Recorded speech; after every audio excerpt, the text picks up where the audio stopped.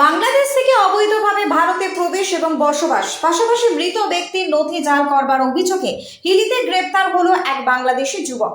দক্ষিণ দিনাজপুর জেলার হিলি ব্লকের আন্তর্জাতিক সীমান্ত সংলগ্ন এলাকা থেকে বুট্টু মণ্ডল নামে এক ব্যক্তিকে গতকাল গ্রেপ্তার করে হিলি থানার পুলিশ। অভিযোগ, বয়স 36-এর ওই যুবক 10 থেকে 15 বছর আগে বাংলাদেশ থেকে ভারতে এসে বসবাস শুরু করে। তিনি পাঞ্জুল গ্রাম পঞ্চায়েতের চকগোপাল এলাকায় বসবাস করত। এরপর খারুন এলাকার মৃত ব্যক্তির নথি জাল করে ভারতীয় পরিচয়পত্র তৈরির অভিযোগ। আজ অভিযুক্ত ওই বাংলাদেশি ব্যক্তিকে বালুরঘাট জেলা আদালতে তোলা হয় এবং 8 দিনের পুলিশি রিমান্ডের দাবি করা হয়।